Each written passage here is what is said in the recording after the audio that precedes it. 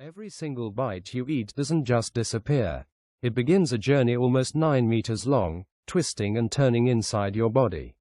Along the way, it's broken down, transformed, stolen by bacteria, and finally, what's left is thrown out. But here's the question.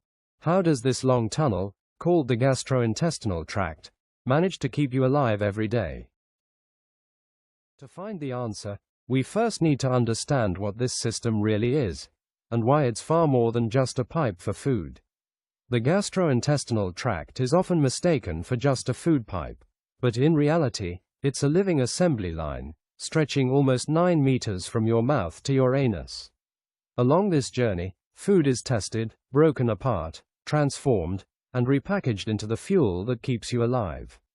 And it doesn't work alone. Hidden allies like the liver, pancreas, and gallbladder silently step in at crucial moments, each playing their part. The result: a simple piece of bread becomes glucose for your brain, proteins turn into muscle, and fats convert into long-term energy stores. Without this constant transformation, life would simply stop. The first checkpoint is the mouth. Teeth shred, saliva softens, and enzymes launch their very first chemical attack. But here's the twist. Digestion doesn't wait for your stomach. It actually begins right here, before you even swallow. The enzyme at work is salivary amylase, which starts breaking down starch into simple sugars in just seconds. Once chewed and softened, that food is now called a bolus. The bolus slips into the esophagus, and here's where most people get it wrong. You might think gravity is doing the heavy lifting, but it isn't. In fact, even if you ate while hanging upside down, the bolus would still reach your stomach.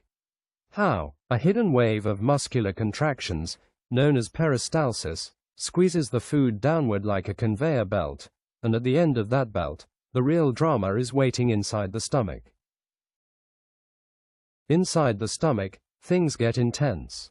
But before food even enters, it must pass through a tight gateway, the lower esophageal sphincter. This muscular valve opens just long enough to let the bolus in, then snaps shut to keep the acid from splashing back up. Once inside, hydrochloric acid, strong enough to dissolve metal, bathes the food. But here's the real question. Why doesn't it dissolve you?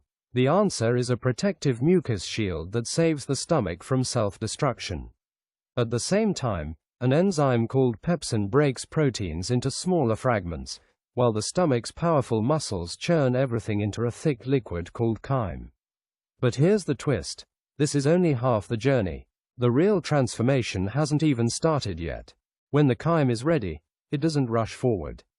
Instead, it waits at another checkpoint, the pyloric sphincter, a gatekeeper that carefully releases small amounts into the small intestine. And here's where the real transformation begins. The pancreas sends in enzymes, amylase to cut starch into sugars, lipase to break fats into fatty acids, and proteases to slice proteins into tiny amino acids. Meanwhile, the liver delivers bile, stored in the gallbladder, acting like a detergent to dissolve fat into droplets. But here's the fascinating question. How does this soupy mixture actually become part of you? The answer lies in millions of tiny finger-like structures called villi and microvilli, lining the intestine like a plush carpet. Each one absorbs nutrients directly into your bloodstream. This is the moment when food truly becomes fuel, when what you eat literally becomes who you are. And yet, the journey isn't over. Because what your body can't absorb is about to enter a place where trillions of other life forms are waiting. As the nutrients are absorbed, the leftovers move forward. But before entering the large intestine, there's one last checkpoint, the ileocecal sphincter. It opens like a guarded door, allowing only what's necessary to pass through.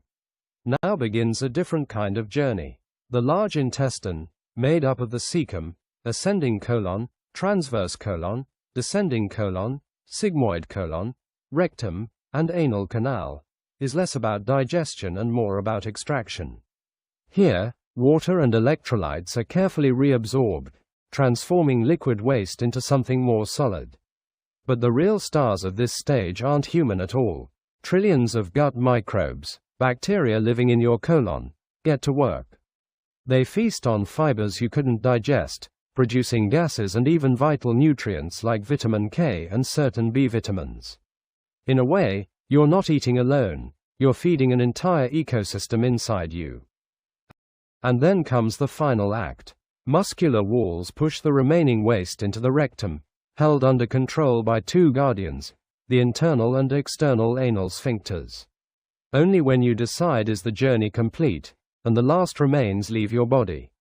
So the question is, the next time you eat, will you remember that every bite goes through this 9-meter-long odyssey, shaped by your own body and billions of hidden allies? So here's the complete journey of the gastrointestinal tract, from mouth to anus. Food enters through the mouth, passes the pharynx and esophagus, and reaches the stomach, where acids and enzymes break it down. It then moves into the small intestine, duodenum, jejunum, and ileum, where most digestion and absorption take place. What remains travels through the large intestine, cecum, ascending, transverse, descending, and sigmoid colon, before reaching the rectum and anal canal, where water is absorbed and waste is formed. Finally, the anus, controlled by sphincters, releases it. One continuous passage, turning every bite into energy, nutrients, and, ultimately, waste. But here's the bigger picture. This tract isn't just about food. Acid reflux, constipation, irritable bowel syndrome, all these common issues trace back to it. And it doesn't stop there. Your gut health affects your mood, your immunity, even the quality of your sleep. That's why scientists often call the gut our second brain. Because what happens here doesn't stay here.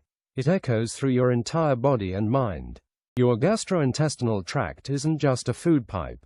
It's the engine that keeps you alive, breaking down every bite, fueling every cell, and guarding your health in ways you rarely notice.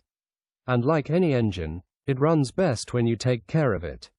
Stay hydrated, eat a balanced diet, practice mindful eating, because the habits you build today decide the health you carry tomorrow. So the next time you eat, pause for a moment. Remember, it's not just food, it's fuel for life. So, that's it for today's episode on the gastrointestinal tract.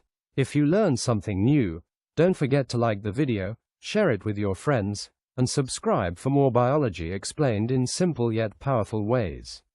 I'll see you in the next one. Until then, keep exploring the wonders of life.